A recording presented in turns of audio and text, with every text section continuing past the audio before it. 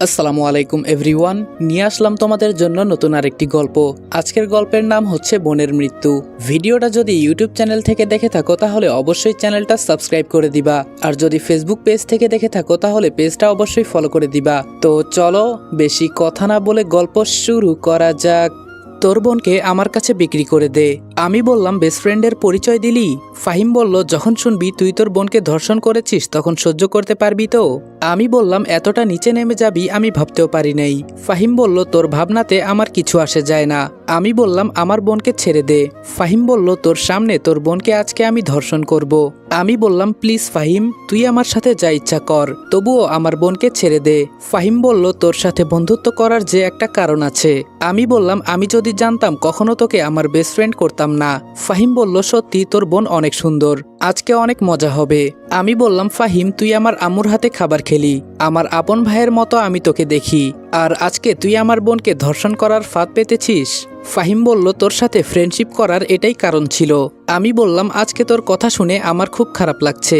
ফাহিম বলল, লাগলে আমার কি? আমি বললাম, আমি মানুষ চিনতে ভুল করেছি রে। ফাহিম হাসতে হাসতে বলল, বিশ্বাস কর, তোর বোনের সৌন্দর্য দেখে আমি লোভে পড়ে গেছি। আমি বললাম, এসব দেখার আগে তুই আমাকে মেরে ফেল। ফাহিম বলল, সেটা তো হবে না। আমি বললাম, তোর কাছে আমার বোনের জান ভিক্ষা চাই, ছেড়ে দে ওকে। ফাহিম বলল, মাফ করিস বন্ধু, এটা পারবো না। আমি বললাম, ও মাত্র ক্লাস 10-এ পড়ে, পিচ্চি একটা মেয়ে। ফাহিম বলল, ছোট মেয়েদের খেতে অনেক মজা হয়, জানিস না তুই? আমি বললাম, প্লিজ ফাহিম, শেষবারের মতো একটা অনুরোধ করলাম, তুই এটা রাখ, তোর কাছে আর কিছুই চাইবো না আমি। ফাহিম বলল, আমার কাছে কিছু চাইবার ক্ষমতা নাই তোর, আমি তোর কিছুই হই না।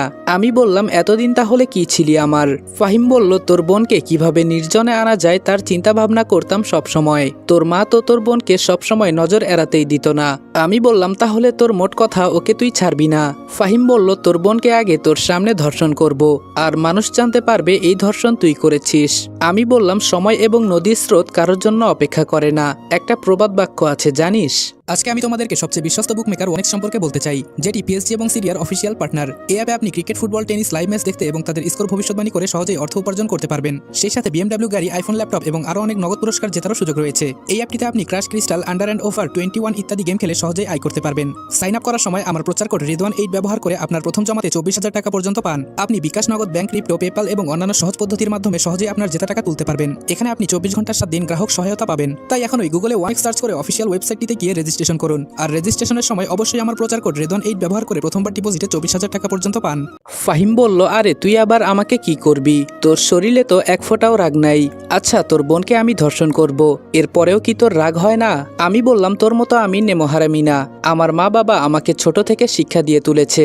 লোহার রডটা দিয়ে আমার মাথায় একটা আঘাত করলো, মাথা ফেটে রক্ত আসছে এখন। ফাহিম বলল, কি রে শালা, এরপরেও তোর কি একটুও রাগ হয় না আমার উপর? আমি বললাম, এক কাজ কর, তুই আমাকে মেরে ফেল। ফাহিম বলল, এটা করা যাবে না, একটু পর তো তোর সামনে তোর বোনকে ধর্ষণ করব, আর সেটা তুই দেখবি না, এটা কি কখনো হতে পারে? আমি বললাম, তোর বোনকে আমি নিজের বোনের মতো দেখতাম, আর তুই আজকে বেস্ট ফ্রেন্ডের দোহাই দিয়ে আমার সাথে বিশ্বাসঘাতকতা করলি। ফাহিম বলল, মনে কর আমি মির্জাফর। আমি বললাম, তার থেকে তুই আরো নিকৃষ্ট।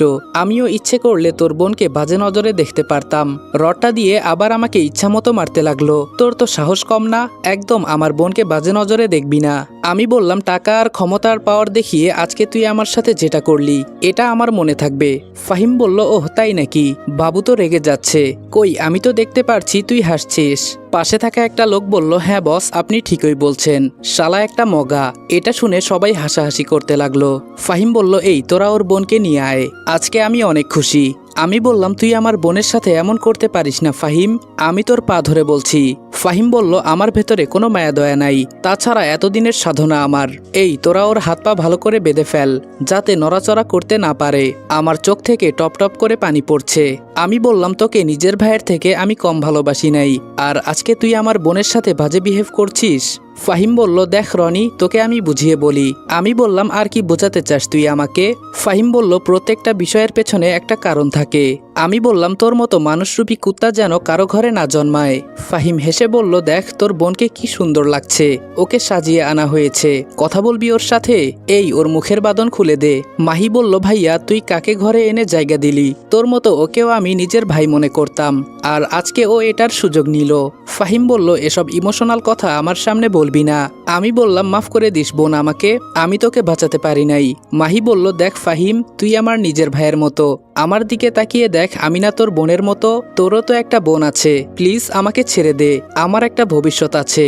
আজকে তুই আমার ইজ্জতের উপর হাত দিলে আমি কি নিয়ে বাঁচবো? ফাহিম বলল, এত সাধনার পর আমি তোকে পেয়েছি, তুই নিজে রেডি হবি নাকি আমাকে সব টেনে খুলতে হবে? আমি বললাম, ফাহিম তুই যা বলবি আমি তাই করব, প্লিজ তবুও আমার বোনকে ছেড়ে দে।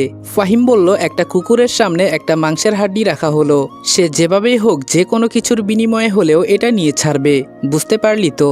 আমি বললাম, তুই যে মানুষরূপী কুকুর তার প্রমাণ দিলি তুই। এটা বলতেই ফাহিমের লোক এসে আমাকে মারতে লাগলো। মাহি বলল, প্লিজ আমার ভাইকে মারিস না, যা করার আমার সাথে কর। ফাহিম বলল, এই তো লাইনে এসেছিস, এই তোরা সবাই বের হয়ে যা। ফাহিমের কথা শুনে সবাই চলে গেল। ফাহিম বলল, রনি তোর কি এখনো আমার উপরে রাগ হয় না? আমি বললাম, আমি এত কিছু জানি না, তুই আমার বোনকে মাফ করে দে, আমি পতিতা পল্লীতে গিয়ে তুই যাকেই পছন্দ করবি আমি তাকেই এনে দিব। ফাহিম বলল, হবে না রে। ফাহিম মাহির কাপড় টেনে খুলে ফেলেছে, আমি চোখ বন্ধ করে আছি। মাহি বলল, ভাইয়া শেষবারের মতো একটা কথা বলি, তুই খুব ভালো, কারো উপরে তুই কোনোদিন রাগ করিস না। আজকে তোর বোনকে ধর্ষণ করছে আর তুই এভাবে তাকিয়ে তাকিয়ে দেখছিস। আমি থুতু দেই এমন ভাইয়ের মুখে যে নিজের বোনকে বাঁচাতে পারে না। আমার চোখ দিয়ে পানি পড়ছে, কিছুই করার নেই আমার। কি করব আমি? আমার হাত পা বেঁধে রেখেছে। আসলে এটাই সত্যি, আমি কোনোদিন কারো উপর রাগ করতে পারি না। ফাহিম আমার সামনে আমার বোনকে ইচ্ছে মতো ছিঁড়ে খাচ্ছে আর আমি চোখ বুজে আছি। আসলে আমি একটা কাপুরুষ, নিজের বোনের ইজ্জত নিয়ে আমার বেস্ট ফ্রেন্ড খেলা করছে আর আমি ছি। এখন কান্না করা ছাড়া আমার কোনো উপায় নেই। অনেকক্ষণ পর ফাহিম বলল, চোখ খুলে নে, আমার কাজ শেষ। মাহি কাপড় পরতে পরতে বলল, আমার দুইটা ভাই ছিল, আজকে থেকে সবাইকে এখানে কবর দিয়ে গেলাম। আমি মরলে আমাকে মাটি দেওয়ার জন্য তোরা কেউ যাবি না। এখনো কি তোর কাজ শেষ হয় নাই? এখন কি আমাকে ছাড়বি? আর এই অসহায় ছেলেটাকে ছেড়ে দে। ফাহিম বলল, এই ওর হাত পা খুলে দে। আচ্ছা এখন তো তোর হাত পা খুলে দেওয়া হলো, তোর বোনকে তোর চোখের সামনে ধর্ষণ করলাম, তুই আমাকে মারবি না? আমি কোনো কথা বলতে পারছি না, আমার চোখ দিয়ে পানি পড়ছে। ফাহিম বলল, আসলে তুই একটা কাপুরুষ। মাহি বলল, আমি বেঁচে থাকতে তুই শান্তিতে বাঁচতে পারবি না, এটা মনে রাখিস। আমার ভাই তো আমাকে আর বাঁচাতে পারলো না। ফাহিম বলল, সকাল হতেই শুনবি তোর ভাই তোকে ধর্ষণ করেছে। মাহি কান্না করতে করতে বলল, এটাই দেখার বাকি ছিল, দেখ তুই আমার শরীরের কি অবস্থা করেছিস। এটা বলেই মাহি দৌড়ে চলে গেল। আমি বললাম, ফাহিম তোকে শেষবারের মতো একবার জড়িয়ে ধরতে পারি? ফাহিম বলল, তোর বোনের ছোঁয়া আছে আমার শরীরে, এজন্য ধরতে চাস বুঝি? সবাই হাসতে লাগলো।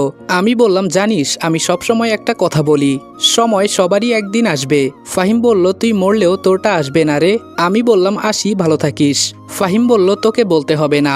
আমি বললাম, টাকার পাওয়ার মানুষের সবসময় থাকে না। ফাহিম বলল, সবসময় থাকবে আমার, আর বেশি কথা বলবি না, এখান থেকে চলে যা। আমি কোনো কথা না বলে বাসার দিকে হাঁটতে লাগলাম।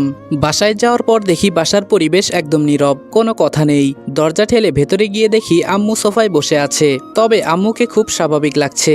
আম্মু বলল, কি বাবা, কোথায় থেকে আসলি? তার মানে কি আম্মু এখনো কিছুই জানে না? আমি বললাম, না মানে আম্মু? আম্মু বলল, আচ্ছা তোর চোখগুলো লাল হয়ে আছে কেন? আমি বললাম, মনে হয় চোখে কিছু পড়েছে। আম্মু বলল, দেখে তো এমন লাগছে না, অনেক কান্না করেছিস দেখে মনে হচ্ছে। আমি কোনো কথা বললাম না, চুপ করে দাঁড়িয়ে আছি। আম্মু বলল, থাক বাদ দে, আয় আমার সাথে আয়। আমার আম্মু এই থানার ওসি, সব সন্ত্রাসী ওনার ভয়ে কাঁপতে থাকে, গল্পের সাথে থাকেন জানতে পারবেন। আম্মু আমাকে সরাসরি ওয়াশরুমে নিয়ে গেল, ওখানে আমাকে নিজ হাতে গোসল করিয়ে দিল, তারপর টেবিলে বসিয়ে বলল, নে তোর পছন্দের সব খাবার রান্না করা হয়েছে, কি খাবি বল। হঠাৎ বাবা কোথায় থেকে এসে বলল, এমন কুলাঙ্গার সন্তান জন্ম দিয়েছ, লজ্জা করে না? আম্মু বলল, এই চুপ করো, একদম কথা বলবে না। আম্মুর ধমক শুনে বাবা ভয় পেয়ে গেল। আমি আম্মুকে এমনি অনেক ভয় পাই, কিন্তু তিনি আজকে আমার সাথে কি করতে চাইছেন বুঝলাম না। আম্মু আমাকে নিজ হাতে খাইয়ে দিলেন। খাবার শেষ করে আম্মু বলল, যা সোফার কাছে গিয়ে দাঁড়া। আম্মুর কথা মতো আমিও গিয়ে দাঁড়িয়ে পড়লাম। শার্টটা খুলে ফেল। আমি বললাম আম্মু। আম্মু বলল কোনো কথা বলবি না, যা করতে বলেছি তাই করবি। ভয়ে ভয়ে আমিও শার্টটা গা থেকে খুলে ফেললাম।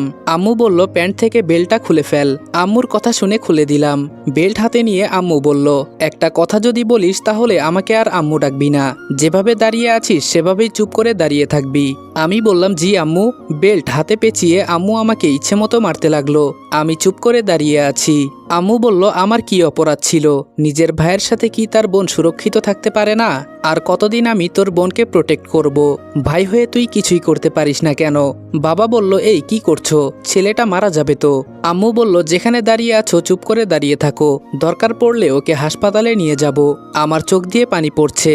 আম্মু আমাকে এভাবে কোনোদিন মারে নাই, তিনি আমার গায়ে হাতটা পর্যন্ত দেয় নাই। অনেক ভালোবাসেন তিনি আমাকে। বাহির থেকে একটা কনস্টেবল বলল ম্যাম শালাকে ধরে নিয়ে এসেছি। আম্মু বলল গুড, ওকে ভেতরে রেখে বাহিরে দাঁড়িয়ে থাকো। ফাহিম ভেতরে এসে দেখে যে আমাকে আম্মু মারছে। ও আমার দিকে চোখ বড় বড় করে তাকিয়ে আছে। আম্মু বলল তোর শরীরের রক্ত দেখে আমার কি মনে হয় জানিস? আমি কোনো হিজড়া জন্ম দিয়েছি। তোর থেকে তৃতীয় লিঙ্গের কেউ যদি আমার পেট থেকে জন্ম নিত তাও হয়তো ওর শরীরে আজকে একটু হলেও রাগ দেখা যেত। আর তোর নাম যেন কি? ও হ্যাঁ ফাহিম। ফাহিম বলল আমাকে এখানে ধরে নিয়ে আসার কারণটা জানতে পারি? আম্মু বলল আমাকে তোর ভয় হয় না? ফাহিম বলল আমি কাউকে ভয় পাই না। আম্মু বলল ওহ তাই নাকি? আমাকে যদি ভয় না পাস তাহলে আমার ছেলে সেজে অভিনয় করলি কেন? এই হাত দিয়ে তোকে খাবার খাইয়ে দিয়েছি, মনে আছে তোর? ফাহিম চুপ করে দাঁড়িয়ে আছে। আম্মু বলল তোকে আমি নিজের ছেলের মতো দেখতাম, আর তুই আমার ঘরে আগুন দিলি। ফাহিম বলল আমার শেষ একটা ইচ্ছা ছিল, যে করেই হোক আপনার মেয়েকে আমি বিছানায় নিয়ে যাব। সেটা পেয়ে গেছি। এখন যদি আমাকে মেরে ফেলেন তবে আমার বাবা আপনাকে ছাড়বে না, এটা মনে রাখিয়েন। আম্মু বলল এতদিন ধরে আমি এক থানায় ওসি আছি, এখানকার সবাই আমার ভয়ে কাঁপতে থাকে। খুব সাহস নিয়ে তুই কথা বলিস দেখছি। ফাহিম বলল সবাই ভয় পেলেও আমি ভয় পাই না আপনাকে, আমার বাবাও ভয় পায় না। আম্মু বলল তোর বাবা যেন এই শহরের কি? ও মনে পড়েছে, তিনি এখানকার এমপির ডান হাত, তাই না? ফাহিম বলল আপনার এসব ফালতু কথা শোনার আমার সময় নাই, আমাকে মারলে মেরে দিন। আম্মু বলল এভাবে তোকে মেরে কোনো মজা পাওয়া যাবে না, এক কাজ করা যাক। বাবাকে উদ্দেশ্য করে বলল ঘর থেকে লম্বা রডটা নিয়ে এসো। বাবা বলল কি করতে চাও তুমি?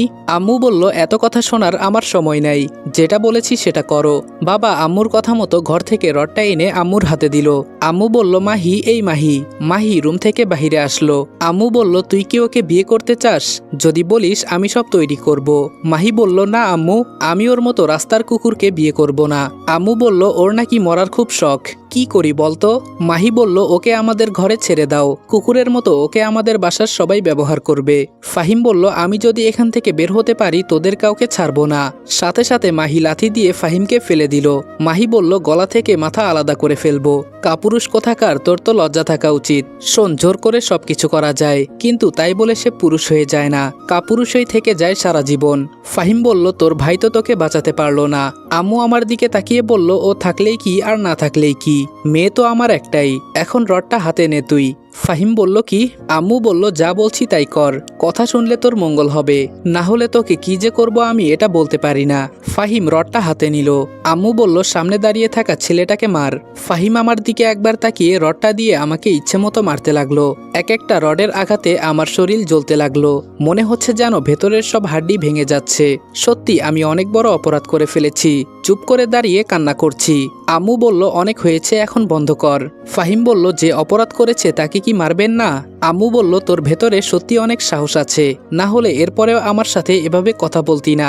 মাহি বলল আম্মু তুমি এরপরেও ওর তারিফ করছো?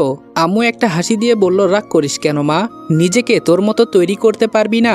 তোর সুরক্ষা তুই কি নিজে করতে পারবি না? মাহি বলল আম্মু আর আমাকে নিয়ে তোমার চিন্তা করতে হবে না, এসব কুকুর কিভাবে হ্যান্ডেল করতে হয় সব আমার জানা আছে। আম্মু বলল কি রে কই তোরা? এটা বলার সাথে সাথে তিনজন বডি বিল্ডার এসে আম্মুর সামনে দাঁড়ালো। মাহি বলল এরা এখানে কেন আম্মু? আম্মু বলল অনেক টাকা দিয়ে ওদেরকে 1 মাসের জন্য কিনে এনেছি। মাহি বলল কিন্তু কেন? আম্মু বলল ওরা টাকার জন্য সব করতে পারে, এমনকি মানুষকেও খুন করতে পারে। আর কাজী সাহেব এত দেরি করলেন কেন আপনি? কাজী বলল আর বলিয়েন না, গাড়ি পাওয়া যায় না এমন সময়। আম্মু বলল ওহ আজকে তো আবার এমপি নির্বাচন, আমি তো ভুলেই গেছি। যাক সেসব কথা বাদ দেই।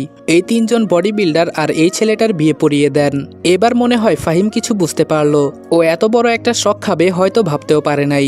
সাথে সাথে ফাহিম বলল আসসালামু আলাইকুম এভরিওয়ান। বোনের মৃত্যু গল্পের প্রথম পর্ব এখানেই শেষ করলাম। আর প্রথম পার্টে এমন কাহিনী দেখে বাজে কমেন্ট করার কিছু নাই। গল্পের সাথে থাকলে আস্তে আস্তে সবকিছুই জানতে পারবেন। আর আশা করি গল্পটা আপনাদের সবার অনেকটাই ভালো লাগবে। তো দেখা হচ্ছে নেক্সট ভিডিওতে। ততক্ষণ ভালো থাকবা, সুস্থ থাকবা। আল্লাহ হাফেজ।